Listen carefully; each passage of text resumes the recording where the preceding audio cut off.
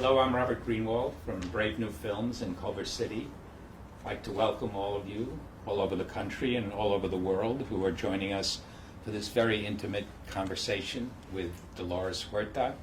If you have any questions, Elizabeth is standing by, so post them on the Facebook page, and we will get to some of them after we have a conversation in the room here with Dolores and the staff of Brave New Films.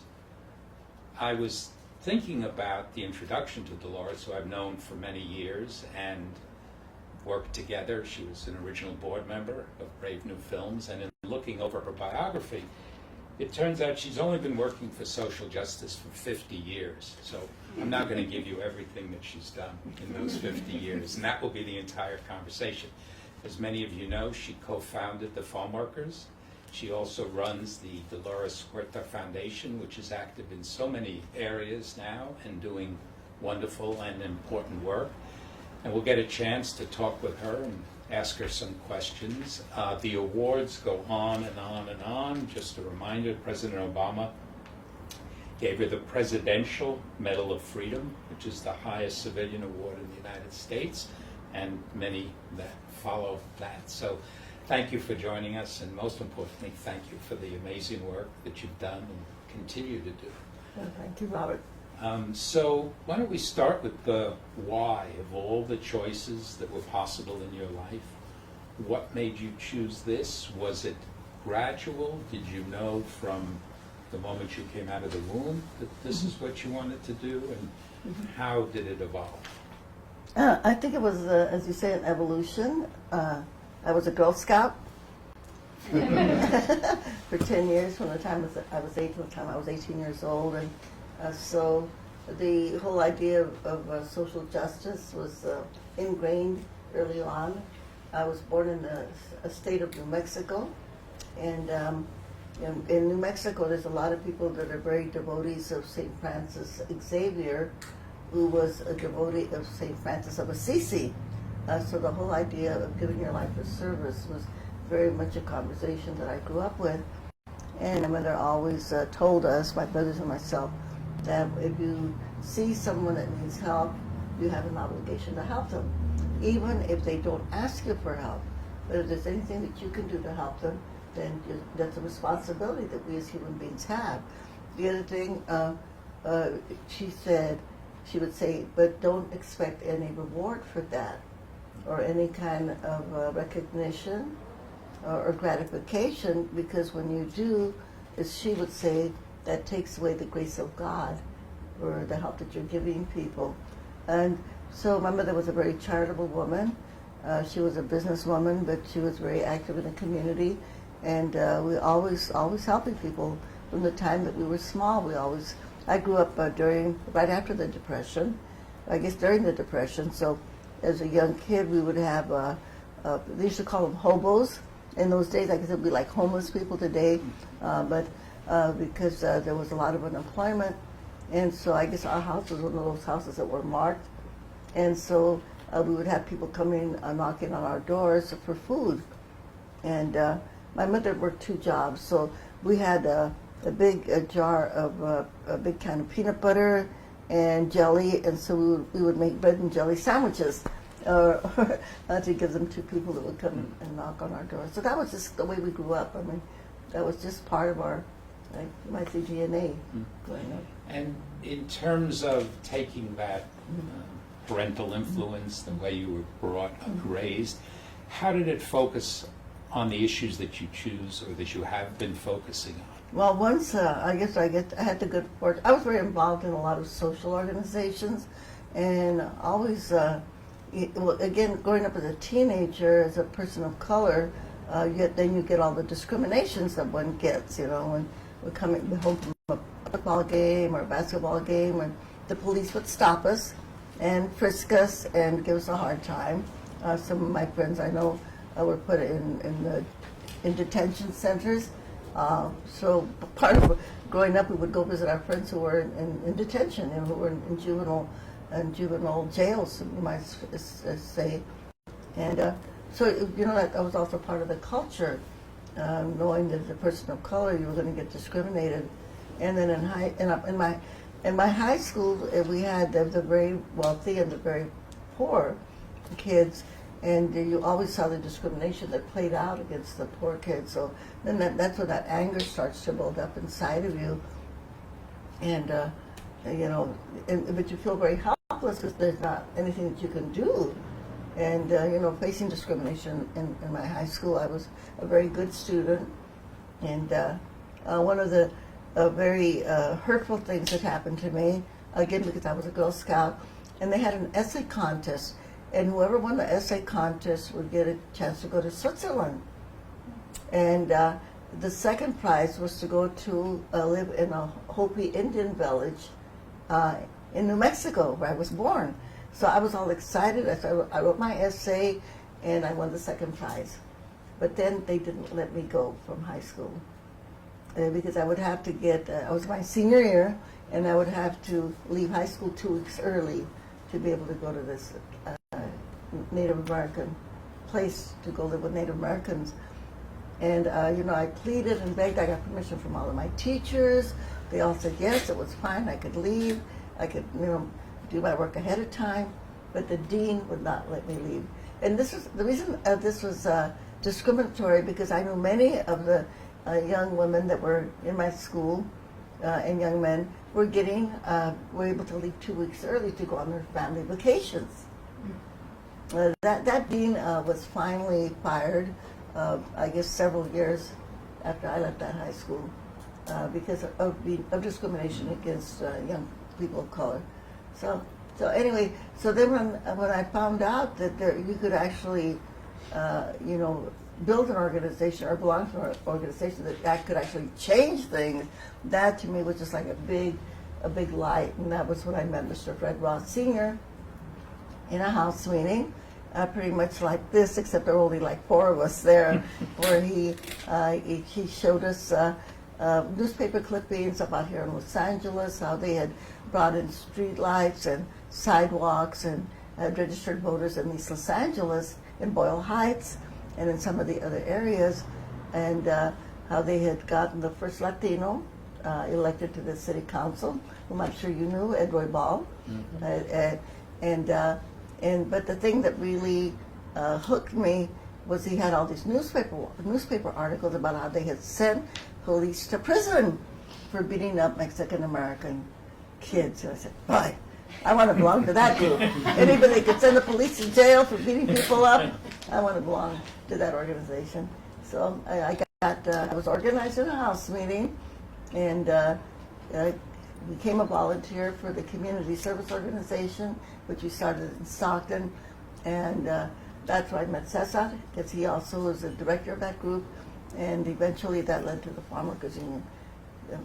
So it was, I always wanted to say, what can we do to change things? And I had no way of doing that, but once I learned that you can actually build an organization, and if you take direct action, that you can actually change things, So to me that was like, whoa, that's like finding a gold mine. Social justice, right? And in terms of working with the farm workers versus some other issue, did it ever, were you ever at those sort of which road to take, or was this always the inevitable path? Well, I grew up in Stockton, California, which is by Sacramento, and very lucky to be ethnically very diverse, which I'm so grateful for, because I think that also shaped my life a lot. And growing up with farm workers, and seeing how hard the farm workers worked, and in the community service organization, because we had a large number of farm workers in the organization, and seeing how terribly hard they worked. And it was interesting because, I really always like to advise, especially young people, if you haven't done canvassing, you need to canvass, all right? Canvassing also changed my life, because when we were registering voters, which is one of the first things we did once we formed our chapter of the community service organization, we went out and registered voters. And knocking on doors, going door to door, and then coming to the homes of the farm workers and seeing the extreme poverty that they were living in, then that was another thing that I thought, this is so wrong. When you see, if you come to a house and there's a dirt floor, no linoleum or carpets. There's no wood. It's just a dirt floor, and you see the furniture is cardboard and cardboard boxes and orange crates, and you see kids that are, malnutrition, and you say this is wrong. So that's what. And then in the community service organization, they had a group of the foreign workers. They call it braceros, and there was a big wreck, and a bunch of them were killed. And so then we were trying to raise money to send their bodies back to Mexico, and it was very sad. And then seeing a lot of these workers that would get injured, and they would just ship them back to Mexico. Really, it hurt, and not giving them the kind of medical treatment. So it got very much involved in helping the braceros out, the Mexican braceros. I had my house full of people that were injured, and trying to find places where they could, not only where they could stay until they got well, but also places where they could have restaurants that would feed them until we could settle their cases. So. And I'll ask one or two questions, and then I'm sure there'll be others here. And anybody watching, a reminder, if you have a question, go to the Facebook page and post the questions. Elizabeth will be asking some of them in the room. I should just also add that both Cesar and myself were working, Cesar was working with the Packing House Workers Union. I don't know if you ever knew about Ralph Helstein from Chicago. They had a United Packing House Workers Union, which is a very liberal union, and they were trying to organize farm workers. So Cesar did a big campaign this is before we started the United Farm Workers. This is when we were still under the auspices of the Community Service Organization. So Cesar did a big campaign to organize farm workers in Oxnard. I in Stockton organized a group of farm workers there, also called Agricultural Workers Association, AWA. And so Cesar turned his group over to that he organized to the Packing House Workers Union, and then it kind of fell apart.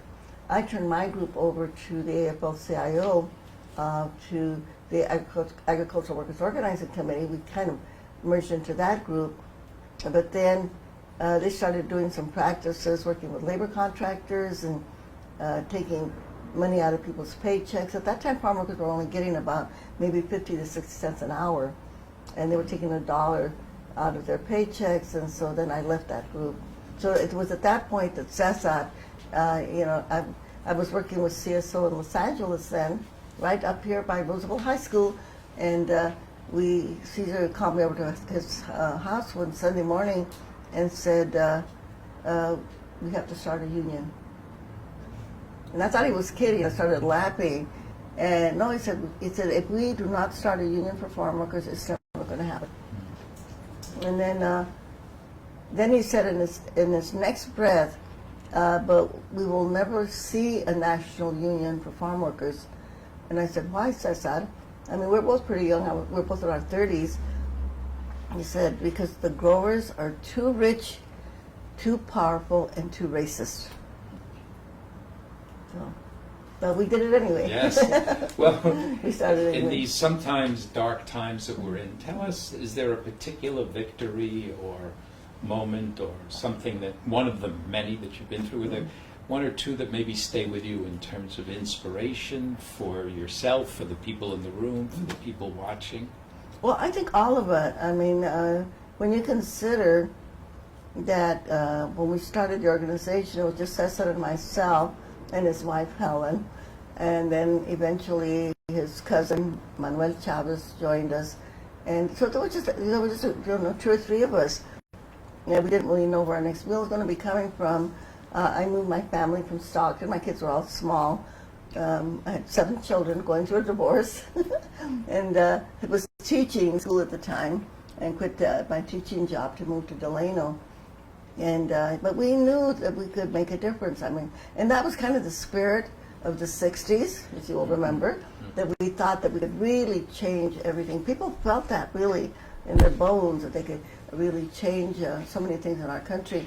And we felt that also, even though there were just, a few of us that were going to start this organization, and but we just felt that we could do it. So we just started organizing, and we were organizing for 3 years, and we were going to organize for 5 years and then have a big general strike throughout the Central Valley. But then our Filipino brothers went out on strike, And so we had to support them, and we had to change all of our plan. But when you say compared to today's world, we had everybody against us. We had the governor of California, Ronald Reagan, against us. We had President Nixon against us. When we did the Great Boycott, you had two of the most powerful people in the country telling everybody to eat grapes, right? We had a great boycott. And actually what Nixon did, because a lot of people stopped buying grapes, so what Nixon did as president, they started buying the grapes for the people that were in Vietnam. So you had all kinds of soldiers in Vietnam that were being put all kinds of grapes, and they were doing that to support the growers and also to break the boycott. But we beat them. Yeah, and the way that we beat them, of course, was with the power of the American public, because we had farm workers that went to all the cities, and they asked people not to eat grapes. They pick it at the stores, the chain stores, and asked them not to carry grapes. And so at the end, and it only took about a year and a half to build that boycott. The strike itself that we had, the farm worker strike, lasted for 5 years, but the boycott itself was only about a year and a half. But we had 17 million Americans that stopped eating grapes, 17 million Americans, and that brought the growers to their knees. And I think that's just a really good example that shows that if a lot of people, just get organized and they do their part, and they can do it. And the farm workers that went to these cities were, many of them couldn't speak English. So they'd never been outside of these little farm worker towns, and yet they went to New York City, to Chicago, to Detroit, to Cleveland, even to Canada, and as people went to Texas, of course, to ask people not to eat grapes, and it happened. So, and by the way, we didn't have the devices then. We didn't have the Facebook or the Instagram, so it was all like word of mouth, going to organizations, going to labor unions, going to churches, asking people to support the farm workers. Wait, you did it without Facebook? Yeah, we did it without Facebook. Can you imagine? And now you got Facebook and Instagram and all this stuff. You have so many more tools. And we have seen the power of those devices with the marches that we've seen on Me Too, Black Lives Matter, etc. So we can see that we have so many more powerful tools that we can use now that we didn't have before. Yes, for sure. Questions? Actually, picking up on that question, how do you feel organizing, you've mentioned the tools, but how do you feel organizing has changed today, and how do you feel it's stayed the same? Well, I think I want to make a distinction between organizing and mobilizing. Mm-hmm. So I think that Facebook and these other devices are very good to bring people together when people are of like minds, right? If they understand the issues, then you can really mobilize. We have seen that people are mobilized also almost, in one day you can just get a lot of people together. But I think when you're trying to inform people and educate them on an issue, then you still need the people to people. Because we know that right now, I like to say that the reason that we're in the situation that we're in, because we have a lot of ignorant people out there, a lot of ignorant people that don't really know the history of the United States of America. They don't know the Howard Zinn history of the United States of America, about how this country was built by immigrants, how I like to say how that Native Americans were our first slaves, that African slaves built the White House, built the Congress of the United States, built Monticello, Jefferson's mansion there, the governor's mansion in Virginia was built by African slaves, but they don't teach us that in our books, in our elementary books, or the waves of immigrants that came from Mexico and from the Philippines and Japan and China and India that built the infrastructure of our country. And this is why we have so many people out there that are racist, because they don't have a clue. And when they talk about our country, I think they're confused between our government and our country. This country was brown, when people from Europe got here. It was already a brown country. And so when they say these people don't belong in our country, I think they're thinking about the founders of our government, which were Europeans, But they didn't build the country, they just built the government. Okay, there's a big difference. Yeah. Yeah. Other questions? We can take an audience question, maybe. Sure. So Kim Frazier's asking, how do we fight states that have snuck in at-will labor laws So states that can fire you for no reason, just general like workers' rights kind of. Well, the one good way is to have a labor organization represent you, a labor union, and that way you have in your contract that you get with the employer, you sign an agreement with them that they can only fire you for a cause. It has to be something that merits your having a discharge, merits you being fired. But I think I can't think of any other way that workers are protected unless they do have a contract between the employer and the labor union. And so, if that the person that is sending that question could go to his workplace and get his workers to help him organize a union at his workplace, then they could make the employer sign a contract that they cannot fire people at will. Tell us a little bit about the foundation. Mm-hmm. Why did you start it? What is it doing? And is there an opportunity or ways that people can get involved and help it? Well, when I left the Farm Workers Union in 2002, I went back to the grassroots organizing model that we used in the community service organization. And basically what that is, we just meet with people in their homes, the way that I was organized, and we talk to them and convince them that they have power and that they can make the changes that they want in their community. And what we do, we have a whole series of meetings. Every organizer has to meet with 200 people in their homes, and then we bring them all together, and then we form a chapter of our group. We call it United Neighbors, or Neighbors United. And then they have to make a priority list of the things that they want to change in their community. And each community is a little bit different. The first community that we organized, they wanted to have some sidewalks and gutters, they didn't have any. And they wanted some street lights. They wanted some of the, they had some homes that they weren't attached to sewers. They had these septic tanks that kept overflowing, really ugly. And so these are some of the projects that they took on. And then they had a really big issue with the water company. In this little small town of Lamont, California, their water company was being run by a company from Texas. And they wanted to double the water rates. So we had to do a big campaign, not only to stop them from doubling the water rates, but also to kick out that company from Texas, which was really charging them too much money to manage the water company. And so the local residents took over the water company. And not only that, but then we got some of them to run to be on the board of the water company. And this is really fabulous because when you see some of these residents that they speak very broken English, but they have all the meetings translated into Spanish. And I love to tell the story about this one woman, Leticia Prado, who's on the water board. And so when she got on the water board, she found out that the manager that they had just hired had been fired from another company for embezzlement. And so she fired him. She got rid of him. And so, they may not have a high school education or a college education, but they're very smart. They're very smart. And so every time we organize in an area, then we try to get the people that we organize to start running for these positions. In that same town of Lamont, California, they actually had a swimming pool that had been destroyed.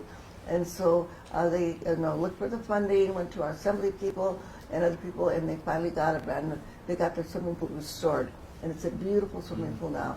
And then they didn't have a gymnasium at their middle school. So they went door to door, got the signatures, and passed a bond issue, and they have a state-of-the-art gymnasium, which they passed with over 70% of the vote.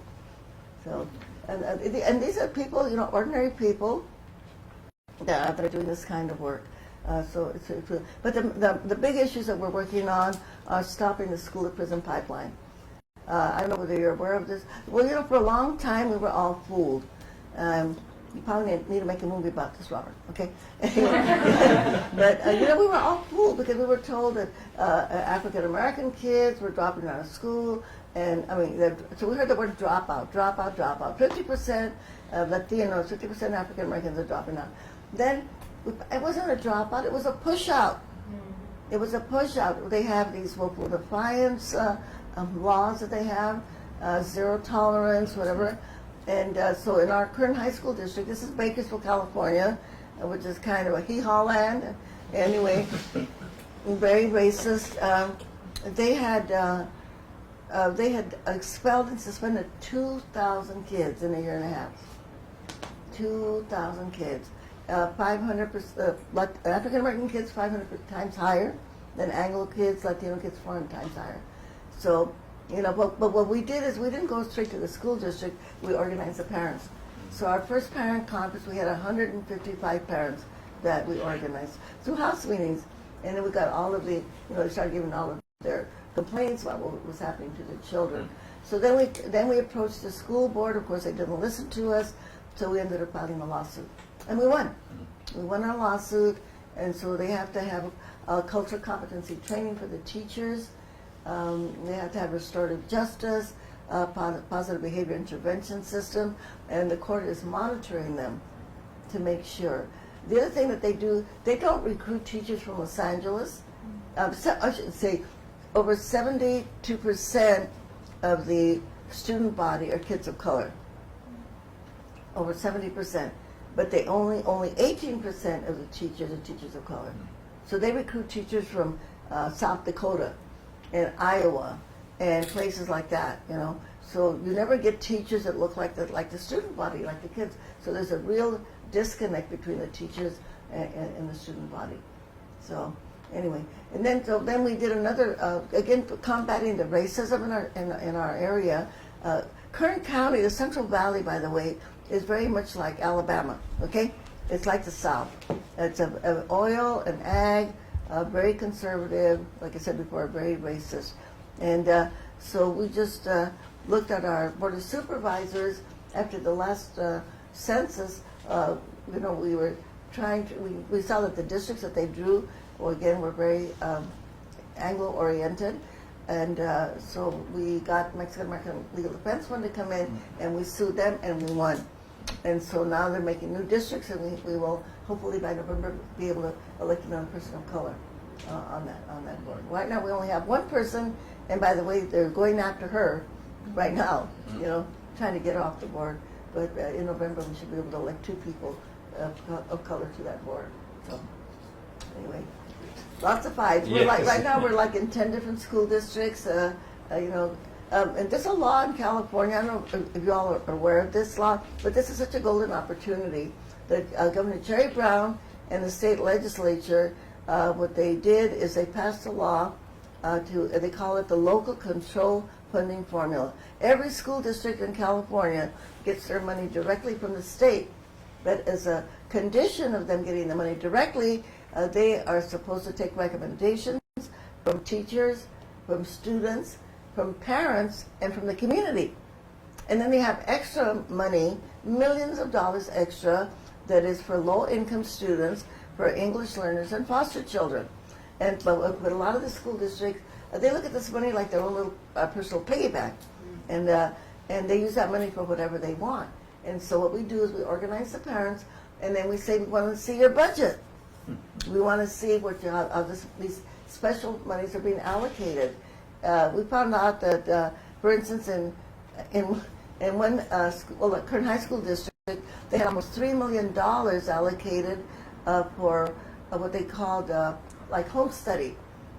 And one of the board members was very racist, very homophobic, said we want children to have a good Christian education. Well, they only had about 62 students that were signed up in that. And they were using the money for the low-income kids for that special project of theirs. So we got that one thrown out, okay? Then they had in their budget that they had a parent center. Well, we couldn't find it. We couldn't find the parent center. Well, now we can report that we have 10 parent centers, and we know where they're at, okay? So these are millions and millions of dollars. The current high school budget is $400 million. They are the third largest employer. And as we go through all of these boards throughout the state of California, we're going to find a lot of corruption. There's a lot of misuse of taxpayers' money. So our goal is to organize as many parents groups as we can to take on these school districts. Another small school district, they had the head of the he was supposed to be the head of the curriculum, and in this little school, and getting like $160,000 a year salary, and found out that the guy didn't even have a degree. He didn't have a certificate, and yet he was getting all this money because he was a friend of the guys in the school board, you know. So anyway, we're active in like 10 different school districts right now, organizing parents, and we actually are going to try to do this throughout the Central Valley, because 40% of the school districts that have the highest number of suspensions and expulsions are in the Central Valley of California. And pick up on this. Starting from Bakersfield, I don't know if you know where Bakersfield is at, but it's over the hill, okay? When you go over the Grapevine, there's this little town called Arbin is there. Arbin is there. And you go all the way to Sacramento. You know how many prisons have been built there? 22. You know how many universities have been built? One. So if you stop to think about where our tax dollars are going, you know, our tax dollars are going to prisons and to jails. And this whole thing, another scary picture. We started organizing in California City, which is up in the Mojave Desert. There, the suspension of African American students was 81%. 8 out of 10 of the African American students were being suspended or expelled. And when they do whatever offense that the kids do, whatever they do, they don't call the parents, they call the police. So the police come and they actually take them out, take them straight to the jail, you know, so they can get fingerprinted and get a record right away. So this, when you talk about the school to prison pipeline, this is probably one of the most graphic examples of that happening. So anyway, I think that that we have to really look at our educational system. And it's very interesting because liberals don't look at the educational system. The conservatives are on top of it. I mean, a lot of these people that are conservative Congress people, they start at the school board level. That's where they start. And then from there, they start their careers and go on to become senators or assemblymen or go on to the U.S. Congress. And then I talked earlier about what we're not taught. I think the content of our educational system is very important. You know, Franklin Delano Roosevelt, during World War II, he said, we will not take one dime out of our public education. We will not take one dime out of our libraries. He said that is the soul of the nation. And it is. And when you think, how did we get all of these right-wingers, neo-Nazis, you know, where did they come from? You know, they're ours, right? They're here from our country. How did they develop that mindset of that racist, fascist mindset? Well, they came out of our educational system, you know? And I think we have to start paying attention to this and start fighting for our educational system. You know, like in California, we were number 50. I think we're next to Mississippi in terms of the amount of money that we give per student. Thanks to a couple of propositions that we passed in the last few years, the Proposition 30, Proposition 55, of which we work on, and that is to tax the millionaires. You do know that we have that law in California. If you're a millionaire in California, you have to pay 3% more in state taxes. If you make $500,000, you pay 2% more, $250,000 a year, you pay 1% more. Those propositions that we passed have brought in over $9 billion a year into our educational system. So guess what? We're not number 50 anymore. We are now number 47. So we still have a long way to go. But when we think of, and I love to quote this philosopher, Jose Ortega y Gasset. He was a philosopher in Spain before Franco took over the dictatorship of Spain. But he wrote a book called The Revolution of the Masses. It's a small book. And in his book, the thesis of his book is, if you do not have an educated citizenry, then what you will have is mob rule. The greedy and the powerful will govern. And I think that's exactly where we're at in the United States right now. The greedy corporations, the Koch brothers, you know, they are governing our country right now. And back to your original question is, you know, how do we get out of this? You know, what did we do in the past? Well, we just have to organize. We have to organize. Today I was just at the California Labor Federation meeting. They had this new decision that came out of the Supreme Court that labor unions cannot deduct, have an automatic checkoff off of their workers' dues. That now, so the unions have to work twice as hard not only to organize workers, but to get them to pay their fees, you know, and to be able to sustain what. And when you have the attack on working people, you know, this is the majority of people in the country are working people. And when you attack their organization, then that is a real attack, not only on the middle class, on creating the middle class, but it's an attack on democracy. So I think we have to be very, very fearful of what is happening right now. And organized, as you Yeah, say. so- And by the way, you know, the Koch brothers got involved in local school board elections. Oh, of to your course they do. point. This, So they're no, smart about the that. conservatives have always done this. You know, the conservatives have always started at the school board level. And so what our organization is, we're trying to, as Reverend Jim Lawson says, dismantle the systems of oppression. Dismantle it, take them down, and get progressives elected. So a large part of our work is we do canvassing. We have a phone bank room where we have young people come in and other people too, not just young people, but they do phone banking. And we just don't do this during elections. We do this 4 or 5 times a year, and to educate people in our area about the different issues that we're working on, and then of course to educate people on why they need to vote and get people out to vote. So if people want to get involved in the foundation, obviously they can go to the website. Right, they can go They all could over there. contribute money. Right. Do you take volunteers? Yes, absolutely. And one of the things we just came from this convention right now, and I now say that we have to build they talk about a wall. Trump wants to build a wall. Well, we're going to build a wall too, but it's going to be in the U.S. Congress, okay? And it's going to be a progressive Congress people in the U.S. Congress that will defend the rights of working people and women's reproductive rights and gay rights and climate change and all of the things that need to be protected right now, But are in a very critical moment. I like to say to people all the time, especially young people, when you see those great movies about the 60s and all that, and you think, gee, I wish I was there. Guess what? We're back. We're back, and now's the time that we can.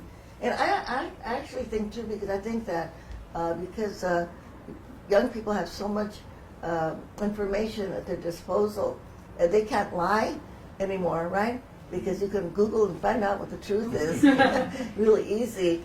And so I think that we're going to come out of this more strong and more powerful. And in the 60s, we had a cultural revolution. I think this revolution is going to be an economic revolution. An economic revolution. Because now people are going to say, it's not right that you have 1% of the families in the United States that have 50% of the wealth, or that you have 10% of the corporations that have 90% of the wealth. This is wrong. And so we've got to figure out how can we get some of that wealth back into our mainstream society, especially for young people, to be able to have a future. So. Other questions? I'm curious why, you have a reputation of being able to persuade people even on both sides of the aisle. When you were doing your advocacy work with the farm workers, why did you ever consider running for office? And Not really. I like to organize people and find good candidates and support good candidates, and then take them out if they don't do what they're supposed to be doing. And my son Emilio just ran for Congress and the last time around. But that's the other thing that's really wrong with our society right now, is that you have to have so much money, and that's wrong. We have to fight for public campaign financing so that you all can run, for office, and that you don't have to be a millionaire to run for office. Because right now our government is run by millionaires, and they're not really, they don't have the interests of the working people. That's not their first interest. Their interest is in making more money. So, very bad system. Yeah. Other questions? We have a comment online that says Ms. Huerta should have her own hour each night on the news station. Yeah, we'll have to start doing one of those podcasts. Yes. No, Definitely. Other questions? We have time for maybe 1 or 2 more. Voter turnout. Pardon me? Voter turnout. We see that there's not enough voter turnout, and how important the election's coming up. What do we do? What can we do to get the youth and get people out and getting them engaged and make sure that they know how important it is to vote. Well, I think we have to educate. I mean, the groups that aren't voting, young people. Okay, young people are number one that don't vote, and I think it's only 25% of our young people don't vote. And I think if we can educate young people to understand that they've got to fight for their own future. I mean, there's no reason why we shouldn't have free college tuition. The richest country in the world. There's no reason why we shouldn't have it. If they have it in the Scandinavian countries, if they have it in Cuba, a little teeny country that has an economic boycott on it, if they can have free education for every citizen, you can become a doctor in Cuba without paying anything, basically. You can go from here to Cuba and become a doctor. You have free education, you have free health care in Cuba. A little small, poor country with an economic boycott, and you can do that. So it's the poorest country in the world, Cuba, maybe not poorest country in the world, but in the hemisphere anyway, here, which has like a 98% literacy rate, the highest literacy rate in the whole, in all of America, starting from Canada all the way down to Peru, and they have the highest literacy rate. Then why can't we, the richest country in the world, not have free college tuition for every citizen? There's no reason why that can't happen. And so young people have to be educated and taught that they've got to fight for these things for themselves. And then I think with the Latino community, which we know we have a very low turnout also, and I have a theory on that one. And it's basically, I think what happens is we educate people, we get them out to vote. But what happens is they get this ballot. I think this happens with other people too. They get a big ballot, they have all these names on it, they get all these propositions on it, and they think they have to fill everything out. And so they don't know some of these people that are running for these positions, and so they just don't vote. And so what we have to educate people is vote for what you know, right? Vote for what you know, the rest of it just leave it blind. So we got to get that discipline. I mean, we can say too, the reason that we're in the situation we're in, because a lot of people just didn't vote. In the state of Virginia, I don't know if you know this story, but in the last election, and they have elections in between, but in the last election, I guess 2016, they had one person, a woman, lost her election by one vote, a Democrat. She lost her election by one vote. But had she won, not only would she have won for the assembly there in the state of Virginia, but it would have turned the whole legislature from Republican to Democrat, because then they would have had the majority by one vote. So people should never think that their votes don't count. So, and basically, just to get people, this is why I talked about going door to door.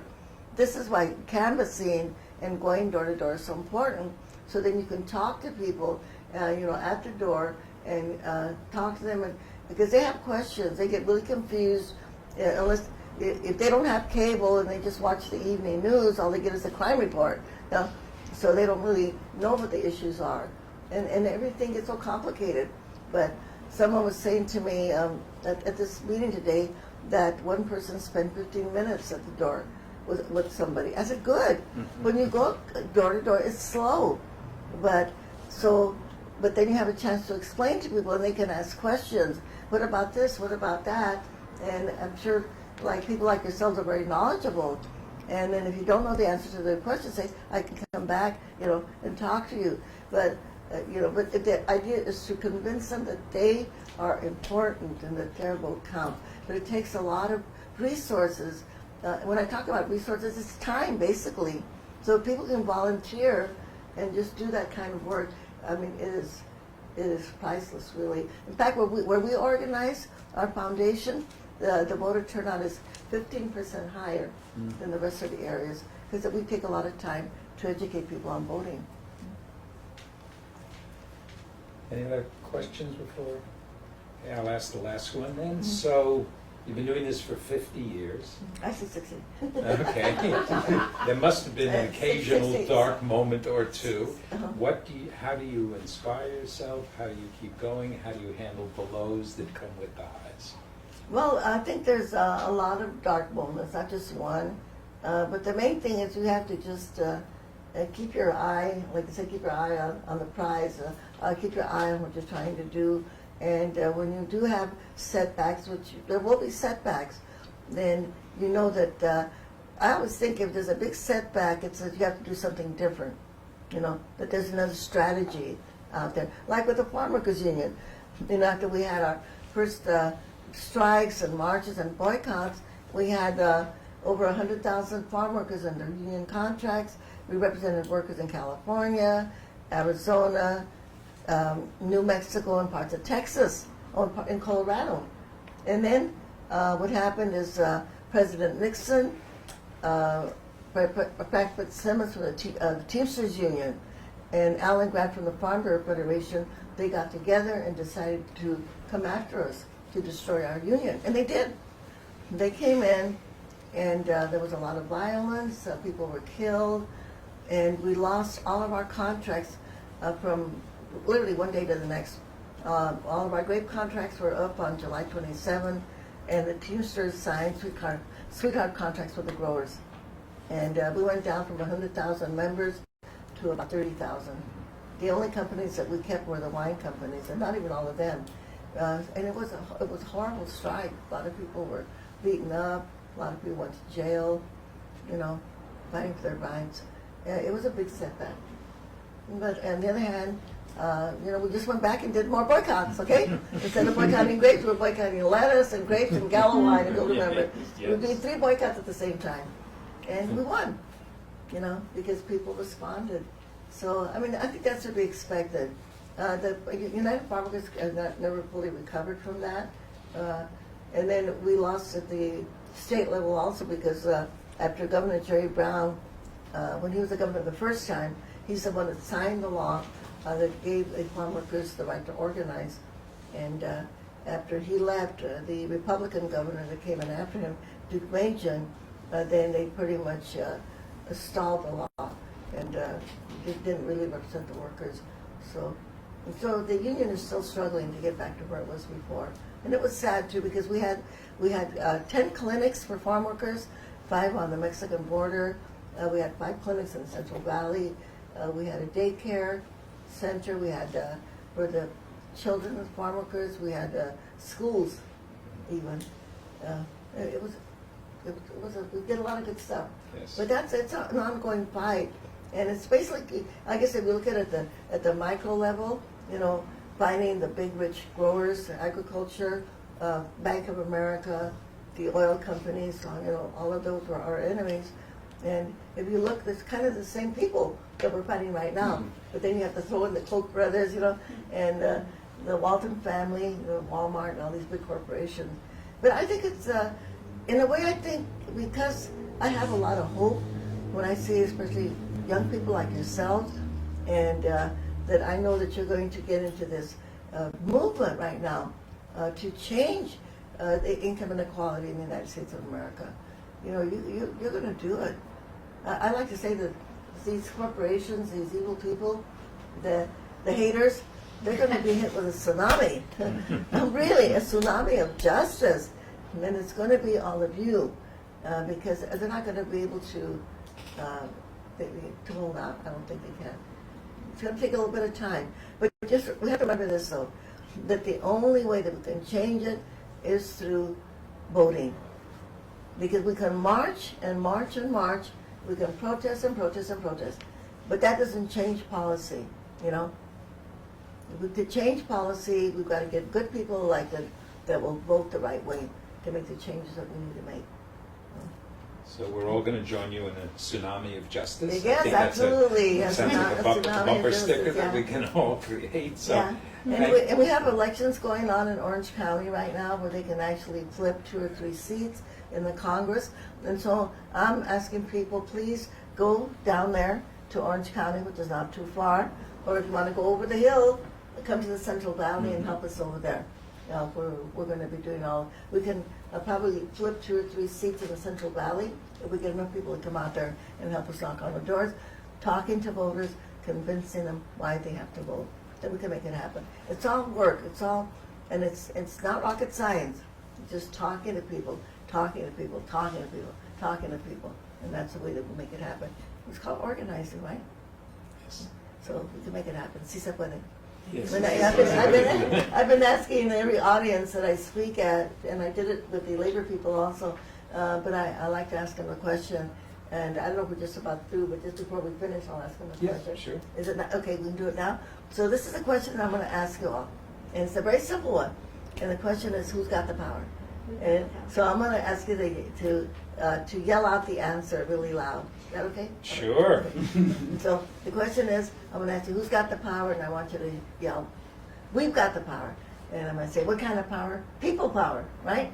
But I want you to yell it out very loud. And I say, so the alt-right, the neo-Nazis, the KKK, all the homophobes and the misogynists, the racists, the bigots, so they can all hear us, okay?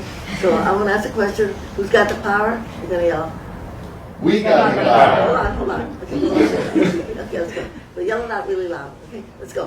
Who's got the power? We got the power. What kind of power? People power. All right, are we going to go out there and organize, go door to door, talk to people, get people to vote? So we can win. What do we say? Se puede o no se puede? Sí se puede. Okay, let's do it with an organized hand clap. All together, let's go. Sí.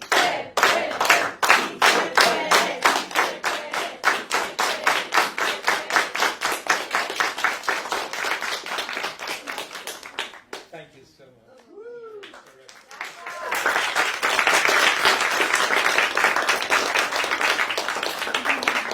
And if you haven't seen the documentary, Dolores, please try to see It's it. really We good. all watched it. We watched it as a group. So you probably heard me repeat a lot of the stuff that was in the movie. Different video. Okay? Yes. Yeah. Good. Well, thank you. Thanks. So tell your friends about it, okay? Yes. Thank you.